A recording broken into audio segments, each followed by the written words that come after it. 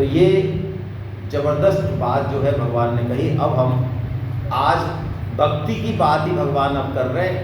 भगवान कह रहे थे मैं तुझे अपना समग्र रूप बताऊंगा अर्जुन, मैं कैसा हूं। तो भगवान ने बताया ये जड़ भी मैं ही हूं, जड़ भी मैं ही हूं।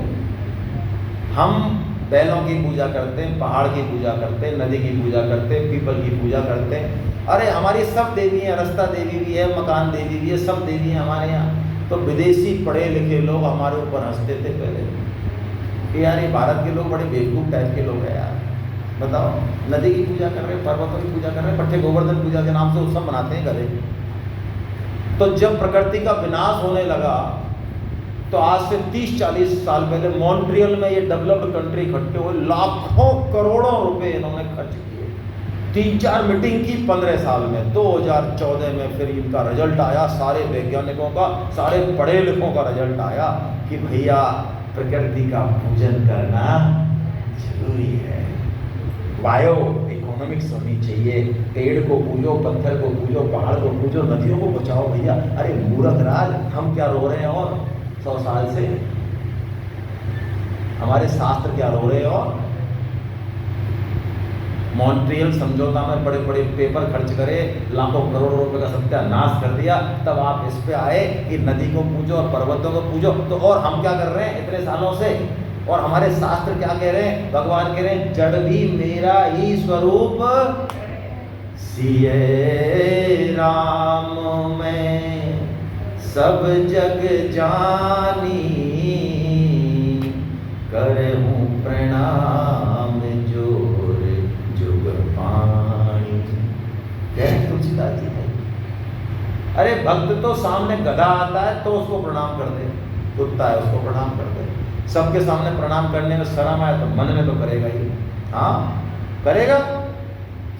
मन में तो दुष्ट के अंदर भी भगवान ही बैठे तो दुष्ट को मानसिक प्रणाम तो होगा, वो दुष्टता दिखाए तो लठ से उसका पूजन कर दो बढ़िया। ये शास्त्र कहता है हमारा। चोर आए, दुष्ट आए, आतताई आए, रेपिस्ट आए तो है तो भगवान का ही रूप, लेकिन उसकी पूजा किससे होगी? अगरबत्ती से नहीं होगी, धूप बत्ती से नहीं होगी, उसकी पूजा होगी लठ से होगी, बढ़िया से। ऐसी धुलाई करो जो भगवान की तबीयत प्रसन्न हो जाएगी, वाह बेटा आज शानदार पूजा करी मैंने। तो जड़ भी भगवान का रूप और चेतन भी भगवान का रूप। भगवान कह रहे हैं सब मेरा ही रूप है अर्जुन, लेकिन एक बात है सुन, मैं इनमें हूं भी और मैं इनमें नहीं। ये संसार भगवान का ही स्वरूप है, लेकिन संसार के नष्ट होने से भगवान नष्ट, इसलिए भगवान कहते हैं है तो मेरा ही स्वरूप, लेकिन मैं तो अपने आप में स्थित हूँ, इसलिए संसार में हूँ भी और नहीं भी। जैसे मान लो शीशम का पेड़ है, उसका बीज है, और ये टेबल शीशम के पेड़ की लकड़ी से बनी है। तो शीशम का पेड़ का जो बीज है, उस बीज में बोलो ये टेबल है या नहीं है? है तो ला दिखा। मिक्सी में बीज तोड़, इस बीज को निकाल टेबल इसमें से। तो बीज में ये टेबल है भी और नहीं भी, क्योंकि आएगी तो उसी से ही, लेकिन फिलहाल नहीं है, बस ऐसे ही मामला है। तो अब भगवान क्या कह रहे हैं? भगवान जो कह रहे हैं वो हम देखते हैं। अब राज विद्या राजगुह्य इस नाम से बता रहे भगवान। राज विद्या मतलब जीवन में सब कुछ किया, लेकिन श्री कृष्ण विद्या नहीं सीखी तो कुछ नहीं सीखा। भगवान ने कहा एक ही साध है सब सद है, इसलिए इसको सीखना बहुत जरूरी है। कल भी मैंने शायद आपको निवेदन किया हो, अमेरिका भेज दो, बहुत अच्छी बात है, कनाडा भेज दो, और समाज में जो है मूँछों पे बल देके और घूमो और बताओ कि 1.5 करोड़ का पैकेज है हमारे बेटे का। घूमो आराम से, 10-15 साल बाद पता चल जाएगा क्या होने वाला है। लेकिन चलो अभी तो मस्त रहो है, लेकिन उसको वो सारी विद्या दे दी तो ये विद्या भी दे दो, नहीं तो आपका भी पतन है और उसका तो पतन अवश्यम भावी है ही। जच्ची क्या बात? हम माता पिता कहलाने लायक नहीं हैं यदि हम अपने बच्चों को भगवान की तरफ नहीं मोड़ते हैं तो, चाहे वो 5 करोड़ के पैकेज पे हो। ये मैं शास्त्र की बात बता रहा हूँ, लिखित में मैंने उदाहरण भी दिया, चाहो तो पढ़ के और मुझसे कह सकते हो कि झूठ बोलते हो, आप कहाँ लिख रहा है बताओ। मैंने बताया 5.5.18 में लिख रहा है। ये राज विद्या है भाई, और विद्याएं सीखनी है। मैं ये नहीं कह रहा हूँ डॉक्टर मत बनो, इंजीनियर मत बनो, कुछ सीखो मत, नहीं सीखनी है भाई। आज मेरा कंप्यूटर मान लो अटक जाए और ये भाई साहब फट कर दें तो वो लोग काम आए कि नहीं आएंगे। इन्होंने कट कर दिया, देखो भाई साहब ऐसा कर दिया मैं, तो इन्होंने सीखी तो काम आए ना। अब मेरे को कुछ पता ही नहीं तो मैं क्या करूँगा। लेकिन इन विद्याओं के, लौकिक विद्याओं के पीछे जो मूल विद्या है उसको सीखना बहुत जरूरी है। ये राज विद्या, राजगुह्य, राजगुह्य मतलब गुह्य कहते हैं गोपनीय, तो ये विद्या गोपनीयों की भी राजा है। ऐसी बात जो हमको पता नहीं चलनी चाहिए, लेकिन फिर भी भगवान यहाँ बता रहे हैं, ऐसी कृपा कर रहे हैं हमारे ऊपर। देखो अर्जुन भगवान को क्या समझ रहा है, अपने रथ का, बोलो सारथी है क्या वो, तो ऐसे ही है बस। लेकिन वो कृपा करके बता देंगे कि तू सारथी सारथी मत समझे, जरा मेरा आईडी कार्ड दे, आधार कार्ड और आईडी कार्ड दोनों चेक कर। हाँ क्या लिख रहा है इसमें, अभी बताएंगे 10वें 11वें अध्याय में। ऐसे ही जो भगवान तीनों लोकों के मालिक हैं, जिनके ऊपर हमारा जीवन, हमारे बच्चे, हमारा परिवार सब टिक रहा है, वो भगवान प्रेम से प्रसन्न हो जाते हैं, स्तुति से प्रसन्न हो जाते हैं। उनका काम, छोटा सा काम, एक काम करो 10 मानते हैं भगवान। ऐसे भगवान कोई थोड़ा सा भी काम कर दे ना, भगवान 56 भोग आरोपते हैं, मजाक थोड़ी है। द्वारकाधीश है वहाँ ग्वाले नहीं है, ऐसे नहीं है कोई भी जाके मिल लेगा वहाँ। द्वारकाधीश है, राजाओं के राजा है वहाँ, पूरा सिस्टम है, पूरा ऐश्वर्य है। और खाने का वैरायटी देखो तो वहाँ पे भी भगवान सबरी के बेरों को हैं और सुदामा के तंदुलों को याद करके रोते हैं। तो रुक्मणी जी और बाकी रानी कहती हैं क्या हो गया है, तो बताओ, इतने बढ़िया बढ़िया हम सामान लाते हैं और ये जो है वो इनके आंसू गिरते हैं टप टप टप टप। वो राजगुह्य बात, यानी भगवान प्रेम के भूखे। ऐसा नहीं है कि कोई कमिश्नर है, कोई मुख्यमंत्री है तो मिलने में भैया बहुत टाइम, नहीं, कोई टाइम नहीं है। भगवान हमसे मिलने के लिए राजी हैं, तैयार हैं, लेकिन शर्त ये कि क्या हम तैयार हैं। हाँ हम तैयार हैं तो वो तो तैयार ही। ये राजगुह्य बात है। और भगवान ऐसे ही प्रसन्न हो जाते हैं, बताएंगे इस अध्याय में। पत्रम पुष्पम फलम तो, अरे तू अर्जुन कुछ भी दे दे मेरे को, मैं उसी से राजी हो जाता हूँ। अच्छा हाँ, पवित्रम, ये विद्या ऐसी पवित्र है, हम देखते भी हैं, आपका अनुभव भी होगा। भगवान की बात करो, भगवान का नाम लो, गीता पढ़ो, जीवन में एक शांति, एक पवित्रता आती है, आप महसूस करते होंगे। उत्तम है प्रत्यक्षावगमम, 8 लक्षण बता रहे हैं भगवान इसके। प्रत्यक्षावगमम मतलब ऐसे नहीं है आज पढ़ेंगे 2 साल बाद पता चलेगा, दुकान तो आज लगाई और कहें भाई साहब बेनिफिट, अरे बेनिफिट अभी से क्या बेनिफिट हो सकता है, नुकसान है, बेचना पड़े। यहाँ कोई काम नहीं है, यहाँ तो जैसे ही भगवान की शरण होंगे, पढ़ेंगे, जीवन में एक अलग प्रत्यक्ष अनुभव होगा, खुद को होगा। धर्मम, धर्म में है सुसुखुम करतुम, यानी करने में बहुत सुसुख है, बहुत आसान है भक्ति, है बहुत आसान है।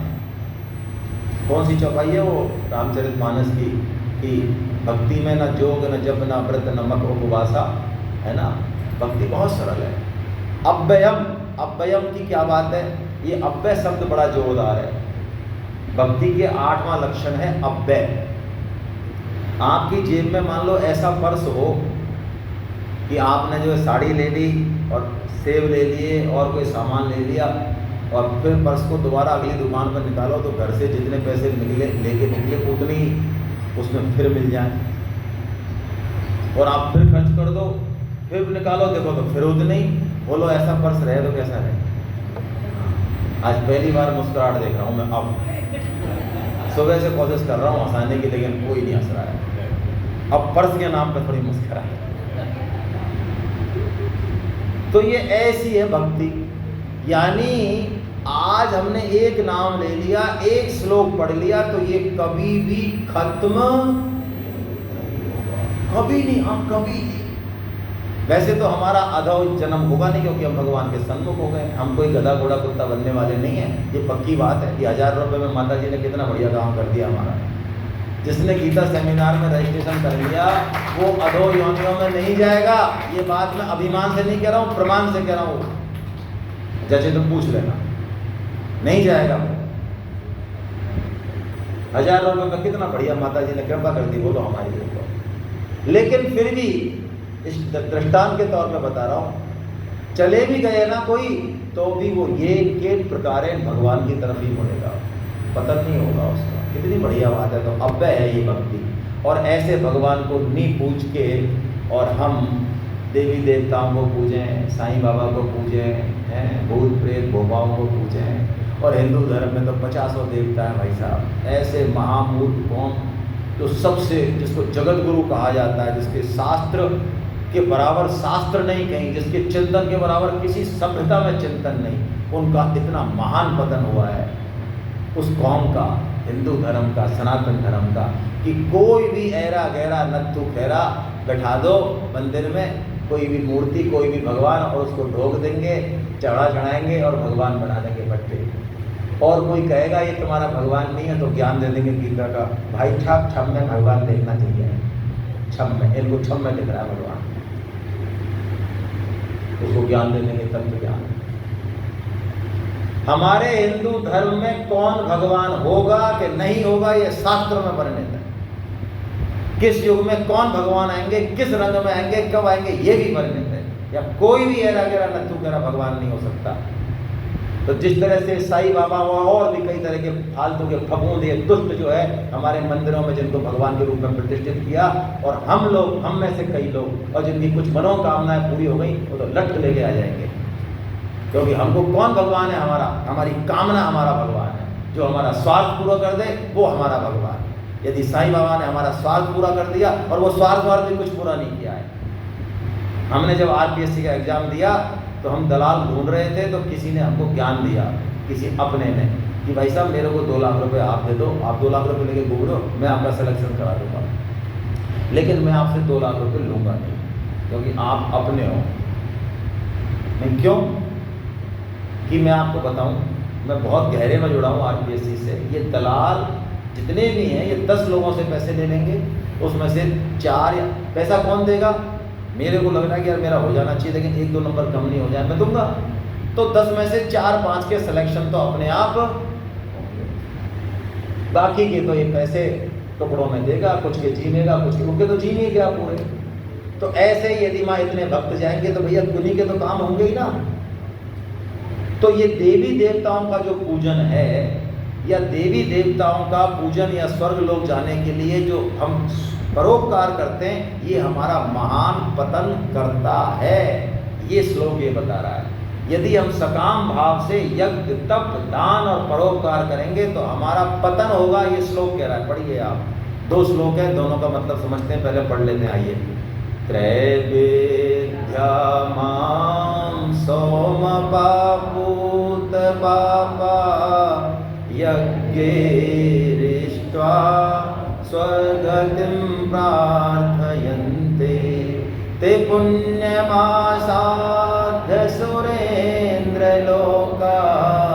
मश्नन्ति दिव्यान् दिवि देवि भोगान् ते तं भोक्त्वा स्वर्गलोकं विशालं क्षीणे पुण्ये मृत्यलोकं विशन्ति एवं त्रयी धर्ममनो प्रपन्ना गता गतं काम कामा। क्या कहा इन 2 श्लोकों में? भगवान कह रहे हैं कि जो भी स्वर्ग में चलती है पुण्य रूपी मुद्रा, तो स्वर्ग कौन जाएगा? जिसके पुण्य ज़्यादा हैं। जैसे अमेरिका में आपको जाना तो क्या लेके जाओगे? $। तो स्वर्ग में कौन सी चलती है मुद्रा? पुण्यों की। तो पुण्य अर्जित किए उन्होंने, बहुत नाक रगड़ी, बड़े बड़े काम किए, शरीर लगाए रखा परोपकार में, अहम में, अभिमान में, मान बढ़ाई में, तो पुण्य अर्जित हो गए। तो पुण्यों से क्या मिल गया? स्वर्ग लोग। अब देवताओं का शरीर हमारे जैसा नहीं होता, देवता की आयु हमारे जैसी नहीं होती। ये ऐसा ही है कि कोई आप फर्स्ट AC सेकंड AC में जा रहे हो और एक भिखारी जो है सेकंड AC का टिकट लेके आपके बगल में आ जाए। अच्छा, आपका टिकट और उसके टिकट में कोई अंतर है? आप वेलकम करोगे उसका? यार इसके लाभ दे दें यार, नाश कर दिया इसने यार। तो ऐसे ही जो हम चाहते हैं ना, मनुष्य मृत्य लोक के प्राणी, तो देवता ऐसे ही वेलकम करते हैं हमारा कि अच्छा टिकट है भाई साहब सेकंड एसी का, अच्छा टिकट है तो बैठ तू, लेकिन बेटा तेरी रुक अभी तू। तो तेतम भुक्त्वा स्वर्गलोकम विशालम, पुण्य कमाए और वहाँ स्वर्गलोक के भोग हो गए। आहा क्या मौज मजा हो रहे हैं वहाँ पे, ना तो पसीना आता, ना एनर्जी कम होती, ना दिन ना रात, ना मौज, भोगते ही रहो भोगते ही रहो भोगते ही रहो। तो ऐसे भोगों में सराबोर होके, और जैसे ही पुण्य रूपी मुद्रा स्टॉक खत्म तो पीछे से पड़ती है लात और लुढ़क के। अब दो काम होते हैं, शास्त्र के अनुसार कह रहा हूँ, झूठ नहीं बोल रहा हूँ। एक तो पुण्य कर्म यज्ञ तप दान में हमेशा हिंसा होगी और बहुत सारे जीवों की हत्या होगी, पक्की बात है। तो जिन जीवों की हत्या होती है, जो कि करोड़ों की संख्या में हुई है, वो जीव तैयार खड़े रहते हैं स्वर्गलोक के नीचे ही कि भाई साहब इसी रास्ते से गए हैं, आएंगे तो यहीं से। तो वो पशु अपने पहने पहने सींग भाले बरसी लेके, हाँ, और जैसे ही वो भाई साहब आते हैं तो गोदते हैं उसको, अपना बदला लेते हैं। तो पहले तो स्वागत वहाँ होता है बढ़िया वाला, फिर वो आ जाते हैं नीचे। तो नीचे आ जाते हैं, उनके चित्त में कौन से संस्कार है? भोगों के। बोलो अब आप ऐसी बहू ले आओ कि जिस पैर रखें तो नीचे चार जो है चपरासी चौकी रखेंगे, कब मैडम पैर रखेंगी हैं? और मतलब कभी तिनका तोड़ा नहीं उसने, मटर की फली छीनी नहीं उसने, छीनी नहीं। अब आप चाहो, अब उसके लक्षण कैसे होंगे? आप घर में आ जाएगी तो ऐसे ही वो स्वर्गलोक में जो भोग भोग के आए, जब वो यहाँ मनुष्य बनते हैं तो बताओ क्या करेंगे? वो गीता रामायण पढ़ेंगे, गीता रामायण पढ़ेंगे, वो ही करेंगे जिससे कि ज़्यादा से ज़्यादा भोग, फिर दोबारा भोग है, वो उन्हीं में ही लग रहे हैं, उन्हीं में ही बस खाना कमाना पीना इसी में ही। तो देखो कितना बुरा काम हो गया। वो तो समय खराब हुआ, और असली जो नुकसान हुआ, स्वामी जी कहते हैं कि हमारे चित्त में भोगों के संस्कार बैठ गए, जो हमको सत्संग में और गीता रामायण में नहीं लगने देते। इसलिए किसी का यदि कमज़ोर संकल्प हो सेमिनार में, गीता क्लास में, तो वो ये मान ले कि थोड़ी सी मेहनत और करनी पड़ेगी। हाँ, लगे रहो, छोड़ो मत, ये गीता साफ कर देगी उन संस्कारों को, फिर आनंद आएगा। मैं लोगों से कहता हूँ कि अच्छा माला के बारे में इतना कहा, भाई माला आपने चालू कर दी, भाई साहब चालू तो कर दी आपके कहने से, लेकिन आपने कहा माला में बहुत मज़ा आएगा। मज़ा कुछ नहीं आता है, बिल्कुल मज़ा नहीं आ रहा भाई साहब। तो कभी तो आता हो, हाँ आता है। जैसे ही मेरे 4 माला का संकल्प, जैसे ही 4 माला पूरी होती है, एकदम से आनंद आता है कि कहाँ है मेरा व्हाट्सअप, लाओ भाई साहब कि आज का तो कंटक कटा यार, हटाओ, कल की कल देखेंगे।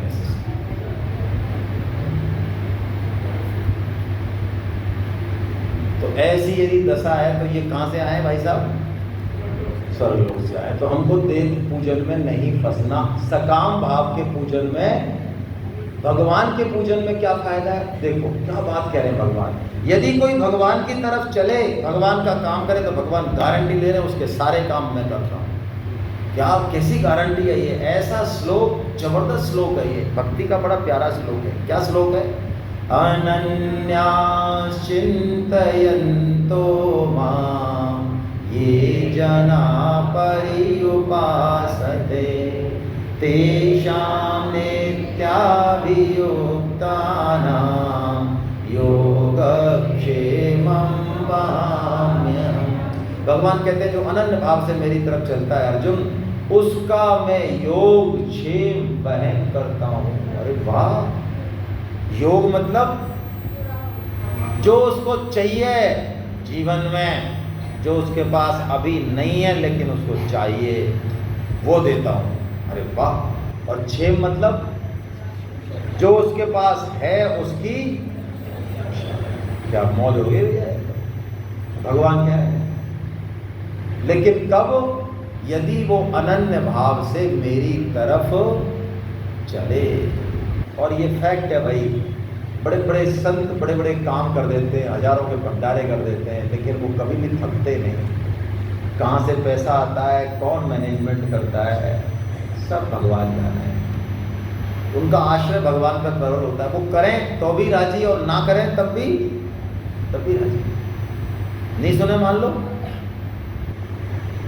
विवेकानंद जी एक बार यात्रा कर रहे थे ट्रेन में, तो सामने एक सेठ जी विराजमान थे। तो सेठ जी को एलर्जी थी कि यार, और वो बकवास कर रहे थे।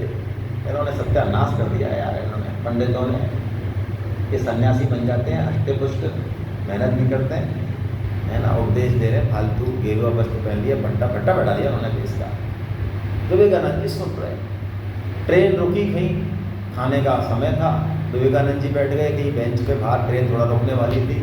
तो सेठ उनके सामने ही बैठ गया और उसने अपना इतना लंबा टिफिन निकाला, सेठानी जी ने धरा होगा, और उसमें से निकाल के जो है चीज़ें और फैला दी उसने, देख सामने ये रख दिया, ये रख दिया। और विवेकानंद जी ने कहा, देखा ये तुम भी मेहनत करते तो आज तुम भी ऐसे ही खाते। विवेकानंद जी आराम से ध्यान में रहे, और उसे बच्चों का प्रलाप है, क्या जवाब भी नहीं दिया उन्होंने।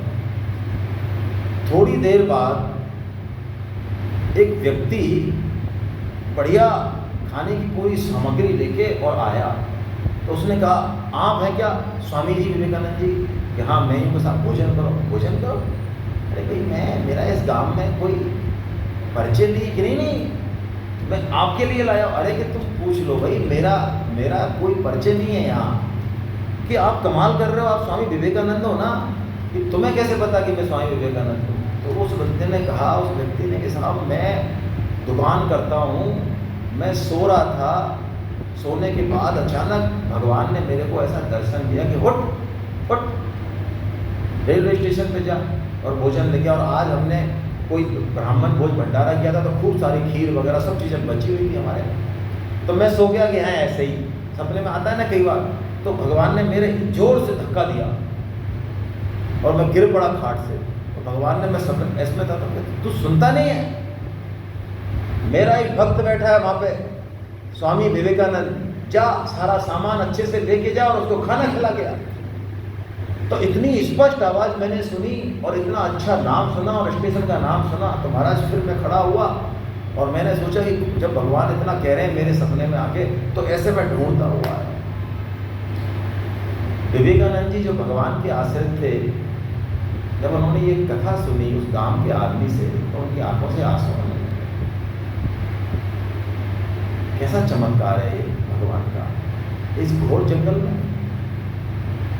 और बड़े प्रेम से उन्होंने भोजन पाया, है ना, उस सेठ जी का भी कल्याण किया उन्होंने। तो ये पक्की बात है, हम ये बहाना बिल्कुल ना लगाएं कि भगवान का काम करेंगे तो भैया हमारा काम कौन करेगा। अरे हमारा काम तो अभी भी भगवान ही कर रहे हैं, हमारे बस की नहीं है, ये मान लें भाई। अभी भी जो दुकान चल रही है, पैसा आ रहा है, मान मद आ रहा है, बच्चों का पालन हो रहा है, अभी भी भगवान ही कर रहे हैं भाई। मान लें मान लें मान लें। यदि भगवान की दृष्टि फिर गई, हम 9 मुंडी के हो जाएं, तो एक सांस नहीं आ सकती बच्चों को। हर 9 महीने तक रक्षा कीनी और गुप्त ही दूध पिलायो, कह मलुक क्यों रे भोंदू, सो ठाकुर बिसरायो। कौन रक्षा करता है भाई घर में, है? और बच्चा बाद में आता है, माँ के दूध पहले आता है। क्या व्यवस्था है भाई। और नहीं आए तो क्या, तो डॉक्टर की हिम्मत है जो ला दे। डॉक्टर कारण बता देगा, सीटी स्कैन MRI करके कि भाई साहब दूध तो आ जाता, लेकिन कारण 1, 2 और 3 है। अच्छा, कारण 1, 2, 3 है तो कर सही है बेटा। कारण जब पता ही चल गया तो कर दे। नहीं आपकी आँख खराब है, क्योंकि मेरा ही घर का मामला है, इसमें जो पीछे जो ऑप्टिकल नर्व है ना, उस नर्व में जान नहीं है भाई साहब, इसलिए आपको आँख भी लगाएंगे तब भी आँख में प्रकाश नहीं, तो कर दे सही। जब ऑप्टिकल नर्व खराब हो तो बदलते, ऑप्टिकल नर्व बदलते नहीं।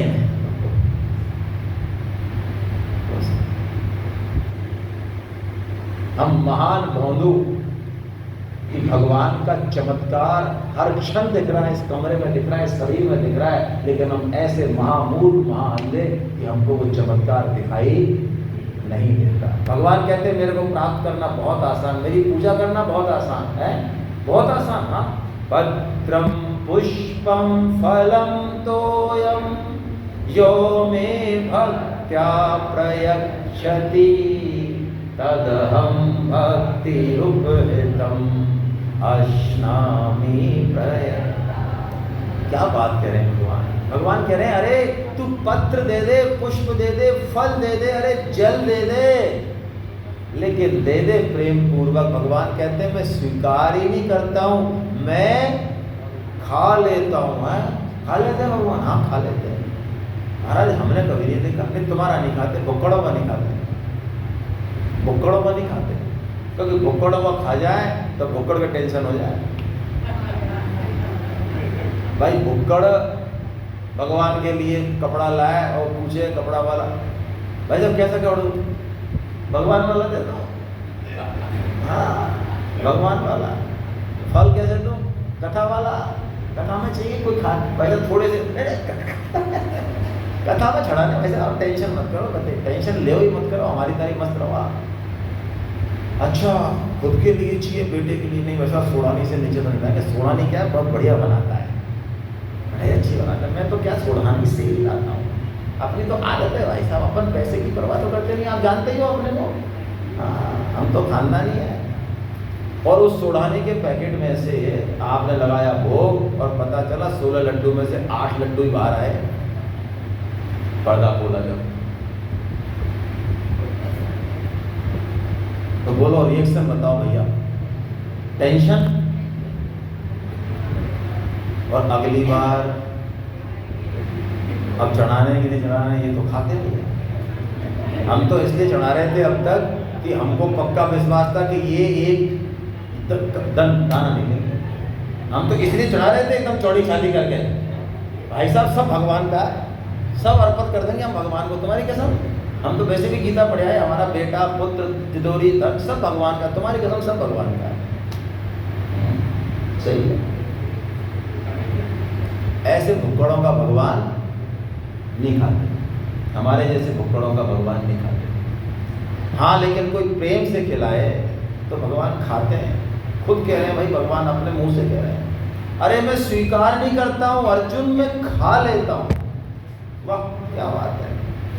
कितनों को खाते हैं? भगवान कहते हैं जितने खिलाना चाहे। कितना खाते हैं? अरे जितनी भाव है उतना खाते हैं। हम में यदि खिलाने का भाव आ जाए तो भगवान में खाने का भाव आ जाता है। ये यथा माम प्रपद्यन्ते तांस तथैव भजाम्यहम्, ये भगवान का बिरद है। यदि भगवान को हमें लगे कि नहीं भगवान को हम खिला रहे हैं, भगवान खा रहे हैं, आनंद है, तो भगवान में वो भाव पैदा हो जाएगा। भावग्राही जनार्दन, ऐसी बात है। त्रिलोचन दास जी का चरित्र आपने सुना हो, नहीं सुना? संत त्रिलोचन दास जी वैश्य भगत थे, संतों की सेवा करते टूट के, उनकी पत्नी भी संतों की अथाह सेवा होती, सब कुछ अर्पण कर देते, लेकिन जब बुढ़ापा आया तो संत सेवा छूट गई। बड़ा टेंशन करते कि हमारे शरीर में हम संत सेवा नहीं कर पा रहे हैं, उठा नहीं जा रहा, क्या करें? कोई सेवक होता तो संत सेवा होती, पैसा तो है हमारे पास। तो भगवान अंतर्यामी का रूप बना के आए, हाथ पैरों में मैल चढ़ी हुई है ना, जूती बूती फटी हुई है, फटा कंबल, आ गए लट टेक के। उनको बड़ा अच्छा लगा। कौन हो? सेवक है महाराज। क्या नाम है? अंतर्यामी। सेवा? अरे सेवा याद, अरे हमने सेवा के अलावा किया ही क्या है। और ऐसे भगवान ने जो है बातों में ऊर्जा उर्जू के, और भगवान उनके यहाँ पे नौकर रह गए। क्या लोग हैं तक कुछ लेते हम हैं? नहीं लेते, हमारे गले में हमारा कोई नहीं पीछे, हमारे ना माता ना पिता। भगवान के कौन से माता पिता हैं? तो कुछ तो करोगे कि हम रोटी खाते हैं, लेकिन रोटी खाते हैं हम अंगुली से, ऐसे नाप के देते हैं, 5 सेर खाते हैं। और उसमें भी कंडीशन ये है कि वो आपकी धर्म पत्नी बनाएगी और प्रेम से खिलाएगी। और यदि उसने किसी को कह दिया तो हम उसी दिन उड़नछू हो जाएंगे। अब त्रिलोचन दास जी को तो आनंद आ गया, उसने अपनी पत्नी से कहा ऐसा सेवक नहीं मिलेगा। और भगवान क्या सेवा कर रहे हैं, सबके पैर दबा रहे हैं, मालिश कर रहे हैं, सब संत कह रहे हैं मेरे पास ही खड़े हैं, कितने रूप बना सकते हैं। संतों के टोल आ रहे हैं, संत सोच रहे हैं अरे यार आज तो मालपुआ और खीर होते तो उस दिन जो है अंतर्यामी मालपुआ और खीर ही बनाते। संत कहते अरे आज मालपुआ खीर बने, अरे हम यही सोच रहे थे, अरे तुम्हारा यही तो हमने बनाया कि आप कैसे, हम अंतर्यामी और कैसे, हमें पता नहीं आप क्या सोच रहे हैं। मौज उड़ रही है, संतों की मौज उड़ रही है। और उस त्रिलोचन दास जी भगवान के साथ ही खाते, उनसे कह दिया अपनी पत्नी से कि इसकी पूरी सेवा करना। ये सेवक, ऐसा सेवक कभी मिलेगा नहीं, बेटे से ज्यादा मानना इसको। लेकिन एक दिन क्या हुआ, 11 महीने भगवान ने नौकरी की है, 11 महीने। एक दिन पड़ोसन के यहाँ चली गई उनकी पत्नी, आगे तो कहने की जरूरत नहीं है।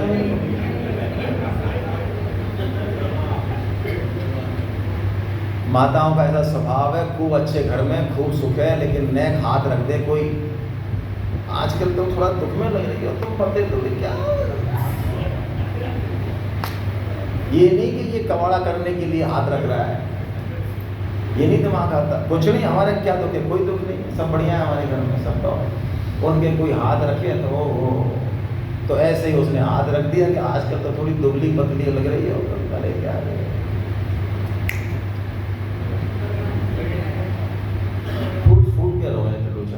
पछाड़ खाई है त्रिलोचन दास जी। जब पता चला उनको, आकाशवाणी हुई कि मैं अब नहीं आऊंगा, मैं तो संतों की सेवा करने के लिए आया था। तो त्रिलोचन दास जी ने कहा कि लोग मुझे संत कहते हैं, मैं कितना कुटिल और दुष्ट हूँ, संत कहते हैं मुझे लोग, मैंने भगवान से सेवा ले ली, बताओ 6-11 महीने तक भगवान से मैंने बहुत रोए, प्राण त्यागने के लिए तैयार हो गए त्रिलोचन दास जी। तब भगवान प्रकट हुए और उनको समझाया कि इससे तो जब मुझे आनंद आया है, संतों की सेवा करने में तो मुझे इतना आनंद आता है, 11 महीने तो तुमने मेरी मौज करा दी, लेकिन अब बस आप आराम से जितना बने उतना करो, अब हम चल रहे। ऐसे भगवान है। भगवान कहते हैं अरे अर्जुन, ऐसा नहीं है कि मैं इसको मिलता हूँ और उसको नहीं मिलता हूँ, मेरे लिए सब समान है। बड़े से बड़ा पापी भी भगवान कहते हैं वो मुझे प्राप्त, क्या बात है, ऐसी बात है। हाँ, अरे भगवान का ये श्लोक तो ऐसा है, भगवान कहते हैं जो सबसे बड़ा पापी है वो मेरी नज़र में तो साधु ही है? वो साधु है? ये क्या उल्टी सीधी बात कर रहे हो आप? क्यों है साधु? कारण बता रहे भगवान, अपीचे सुदुराचारो भजते मामनन्य भाव साधुरेव समन्तव्य सम्यक व्यवसितो ही। ये बंद कर दो ट्यूबलाइट। अभी चेसु दुराचारो मतलब कोई पापी से पापी, महान पापी भी है, भगवान कहते हैं लेकिन उसने मेरी तरफ चलने का दृढ़ निश्चय कर लिया, निश्चय किया, चला नहीं है अभी, ध्यान रखना। भगवान कहते हैं साधु साधु साधु है, साधु। हाँ, क्यों भाई? काम तो एक भी ढंग का नहीं किया, अभी निश्चय किया, लेकिन निश्चय ऐसा किया है कि ये जीवन जब तक रहेगा तब तक हम चलेंगे अब भगवान की तरफ, और ये जो पाप किए, गलती किए, ये अब दोबारा। तो भगवान क्या सर्टिफिकेट दे देते हैं उसको? साधु का। क्यों? देखिए, कर्म पे हम बहुत जोर देते हैं, गीता पढ़ने वाले भी गीता को नहीं समझते हैं तो प्राय कर्म पे जोर देते हैं, कहते हैं गीता कर्म पे जोर देती है। ना, बिल्कुल झूठी बात है, कर्म पे जोर नहीं देती गीता, बिल्कुल। गीता जोर देती है संकल्प पे, भाव पे, विचार पे, उद्देश्य पे। क्यों? अरे भाई, कर्म तो बहुत बाद की चीज है, सबसे पहले हमारा उद्देश्य डिसाइड होता है, संकल्प डिसाइड होता है, भाव विचार उस हिसाब से कर्म होता है। अच्छा, आपका बंबई जाने का उद्देश्य बन गया तभी तो रिजर्वेशन कराओगे, और यदि किसी के शुभ संकल्प हैं मन में तो बोलो उसके कर्म शुभ होंगे या अशुभ होंगे? शुभ होंगे। तो कर्म तो कुछ है ही नहीं, मूल में किसकी इंपॉर्टेंस है? इसलिए जो गीता क्लास के साधक हैं यहाँ पे, बाकी तो उनको पता नहीं होगा जिन्होंने फॉर्म भरे, है ना? कितने लोगों ने फॉर्म भरे कल? तो बाकी लोगों के लिए क्या करें? कोई पीली चिट्ठी भेजें? भाई आदत पड़ जाती है, पीली चिट्ठी आए फिर आगे में नाक रगड़े, तब भाई साहब शादी में चलेंगे। ऐसा करें तो और कर लेंगे हम आज, और मना लेंगे आपको, हाथ जोड़ लेंगे आपके। हमने कल कहा था आपसे, एक ही चीज़ कही थी निवेदन रूप में कि आप क्लास के फॉर्म भर दें और यहीं भर दें। बाकी तो आप राजा तो हैं ही, स्वतंत्र तो हैं ही, नहीं भरेंगे तो हम क्या बिगाड़ लेंगे आपका, है ना। तो आपकी जैसी इच्छा हो आप करें। लेकिन यदि हमारी बात में आपको थोड़ी सच्चाई लगती है तो आज जाने से पहले, खाने से पहले ही भर देना बल्कि, है ना। और नहीं भरना है तो फिर हम अब कहेंगे भी नहीं इस बात को, है ना, कोई बात नहीं। चलिए, तो जो लोग गीता क्लास में हैं उनको एक टास्क दिया होगा कि आप जीवन का संकल्प या उद्देश्य बनाइए और उसको 7 बार लिखिए दिन में, डेली। दिया है ना आपको? आपको लगा हुआ है अरे क्या बेवकूफ़ी करती है यार, हमारे आचार्य पीछे पड़े रहते हैं, लिख रहे हो नहीं लिख रहे हो, और नंबर भी हैं उसके, नंबर ही मिलते हैं। आप समझ में आए? यदि हमारा संकल्प बैठ गया दिमाग में तो अपने आप कर्म परंपरा तो सही हो जाएगी, कोई बड़ी बात नहीं है। भगवान ने कहा अर्जुन मैं सबको मिलता हूँ, पापी को मिलता हूँ, शूद्र को मिलता हूँ, स्त्री को मिलता हूँ, वैश्य को मिलता हूँ, ब्राह्मण को मिलता हूँ, क्षत्रिय को मिलता हूँ, सबको मिलता हूँ। बताइए क्या कह रहे हैं भगवान। जो शास्त्र नहीं पढ़ते हमारे समाज का एक वर्ग प्राय, है ना, और स्पष्ट शब्दों में कहूँ तो SC ST वर्ग, दलित वर्ग, OBC वर्ग, प्राय अधिकांश, वो हमारे शास्त्रों में ज़्यादा रुचि नहीं लेता। दुर्भाग्य है हमारा, व्यवस्था कुछ इस तरह की हो गई, तो उनको आसानी से बरगलाया जा सकता है। जो शास्त्र नहीं पढ़ेगा उनको शास्त्र का वो काम, वो भाग दिखाया जा सकता है जिसको देख के वो भ्रमित हो जाए। जैसे एक व्यक्ति ने कहा कुरान में तो लिखा है दारू पीना चाहिए, कुरान में लिखा है दारू पीना चाहिए, कहाँ लिखा है? तो उसने कहा कि देखो ये लिखा है, उसने हाथ लगा दिया एक उस पर कि देखो कि दारू पीना चाहिए, है ना, नहीं क्या सेंटेंस था, कुछ ऐसा सेंटेंस था जो रोका था दारू पीने से, आगे उसका कि नरक जाओगे यदि ऐसा काम करोगे तो जैसे ही हाथ उठाया कि पूरी बात पढ़ना, ये दारू पीने के लिए कह रहा है क्या? तो हमारे शास्त्रों में शूद्र के प्रति, स्त्री के प्रति कहीं भी भेदभाव नहीं है, प्रासंगिक है, वर्ण के हिसाब से है, भेद नहीं है, वो विवेक मूलक भेद है जिसको कि गलत तरीके से प्रेजेंट किया जाता है। जैसे कि हम भी अपने शरीर में भेदभाव करते हैं कि नहीं करते हैं, बोलो। अरे हम हाथ से ही खाना खाते हैं या पैर से खाते हैं? हम यदि सुबह फ्रेश होने जाएं तो साबुन लगाने की जरूरत है? अरे माथे के भी तो हाथ लगाते हैं, जब यहाँ नहीं लगाते हैं तो सुबह क्यों लगाया भाई साहब? हम भेदभाव नहीं करते, हम बिल्कुल समानतावादी हैं एकदम से। आज से हमने एकदम से, हम सुबह जाएंगे तब भी हाथ नहीं धोएंगे और माथे लगाएंगे तब भी हाथ नहीं धोएंगे। ये मूर्खता है, ये समानता नहीं है। हमारे यहाँ लिखा शास्त्रों में, भगवान ने कहा मैं सबको मिलता हूँ।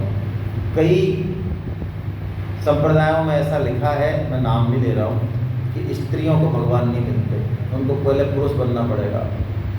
देखो क्या दादागिरी है यार, क्या अत्याचार है ये, है? तो भाई साहब तुम कहाँ से आए हो? आप भी कौन सी फैक्ट्री है? तो जो घटिया जगह से आया वो बढ़िया कैसे हो सकता है? स्त्री तो परमात्मा प्राप्ति की योगी नहीं है, तो आप कहाँ से पधारे? तो जब वो ही योग नहीं है तो आप कहाँ से योग हो गए? और जितने भी संत महात्मा हैं तो ये कहाँ से पधारते हैं? अरे भगवान को भी यदि आना है तो कहाँ से आते हैं भगवान? किसी न किसी माता के सहारे से ही आते हैं। स्त्री तत्व पे जो बंदिशें शास्त्र में लगाई हैं वो विवेक के कारण लगाई हैं, वो इसलिए नहीं है कि भेदभाव है ना। भगवान ने इसी बात को यहाँ कहा। बस अंतिम श्लोक ले रहा हूँ मैं। इसमें 4 बातें हैं जिसमें भक्ति पूरी आ जाती है। इन 4 बातों से हमारी भक्ति पूरी हो जाएगी। जो भगवान ने अब तक कहा 7वें अध्याय में, 8वें अध्याय में और 9वें अध्याय में, इन 4 चीज़ों को हम देख लें, पूरी चीज़ें आ गई। आइए फटाफट लेते हैं। मन्मना भव मद्भक्तो मद्याजी मां नमस्कुरु मामेव शशियोक्तेव मात्मानं मत्परायण। मन मना भव, तू मेरे में मन वाला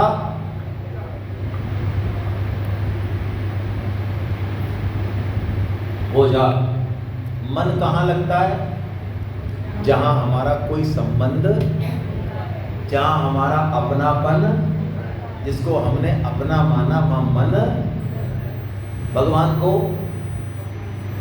अब भगवान से कोई संबंध जोड़े ना, भगवान को अपना माने ना, और मन को कूट रहे तू लग, मन कह रहा मैं बावड़ाऊँ कैसे लगूंगा?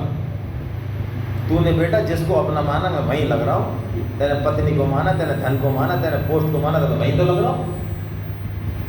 तो मन मना भाव, यानी हम भगवान को अपना मान लें, और मद भक्तो अपने आप को भगवान का मान लें। दोनों बातें पूरी चाहिए। मैं भी भगवान का हूँ और भगवान मेरे हैं, ये दोनों बातें पूरी हो गई। तो आइए, स्वामी जी ने यही नारा दिया है, हे नाथ, हे मेरे नाथ, मैं केवल आपका हूँ, आप कृपा करें, मैं आपको भूलूं नहीं। नारायण नारायण नारायण। मध्याजी, अब हम जो जीवन में जो भी करेंगे वो भगवान की पूजा करेंगे। दुकान क्यों कर रहे हैं? पूजन हो रहा है भगवान का।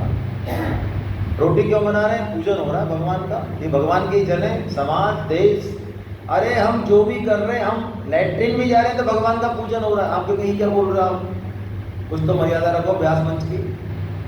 हाँ, गीता का तत्व ज्ञान है ये शरीर किसका मंदिर है भाई? भगवान बैठे हैं। तो मंदिर को साफ सफाई करना, नहलाना, धुलाना, पहनाना, श्रृंगार करना, बोलो पूजा है। गोपियां शरीर को पूरा सजाती हैं, संवारती हैं, लेकिन किसके लिए? कृष्ण के लिए। तो हम इसको देखो, भगवान से कहें, देखो प्रभु अब इसको हमने उठा दिया 4 बजे, अब इसको देखो पखाना करा रहा है ना, अब इसको नहला दिया, अब चंदन तिलक लगा दिए, अब माला कर रहे हैं प्रभु, फिर इसको खिला देंगे, सुबह नाश्ता बाल को खिला देंगे, फिर सुला देंगे इसको। अब बताओ 24 घंटा हम आपका काम कर रहे नहीं कर रहे? हाँ, भक्त बड़ा होशियार होता है, तो भगवान के ऊपर एहसान ठोकता है। तो हमारे क्या लेना देना है बताओ? आपका सुबह से शाम तक आपके चक्कर में जो है हमारे भगवान कहते हैं हाँ प्रभु हमारा, बोलो हाँ, तो और क्या हमारा क्या लेना देना? ये सारे लोग किसके? आपके। तो इनकी सेवा पूजा हो रही है, बताओ हमारा क्या लेना देना है इनसे? भगवान को कहना पड़ता है हाँ भैया वास्तव में काम हो रहा है। और नमस्ते, अंतिम चौथी बात, मेरे को नमस्कार कर। ये भक्ति की अंतिम कसौटी है कि हम भक्ति में आगे बढ़ रहे हैं या नहीं। ये अंतिम कसौटी है। क्या कसौटी है? नमस्कार का मतलब है जीवन में भगवान कैसी भी परिस्थिति भेजें, राजा बना दें, गाड़ियाँ खड़ी हैं, पूरे समाज में इज्जत करवा दें, माला पहनवा दें, जूतों की माला पहनवा दें, बहुत बुरी परिस्थिति दे दें, अपमान करा दें, घर में कोई इज्जत नहीं, कैसी भी, दुकान में घाटा, नौकरी चली गई, बहुत बुरी बुरी कंडीशन आ रही है ज़िंदगी में। अच्छी से अच्छी और बुरी से बुरी जीवन में जो भी परिस्थिति आए वो भगवान की कृपा है, ऐसा मानना, भगवान को नमस्कार करना। अंतिम है भाई, ये अंतिम बैरियर है। इसको कूदोगे तो भक्त की छाप लगेगी। हेलो, मैराथन होती है ना, मैराथन दौड़, तो ये अंतिम बैरियर है। जीवन में प्रतिकूल से प्रतिकूल परिस्थिति में भी भगवान की कृपा को अनुभव करना। चलिए, हरे कृष्णा।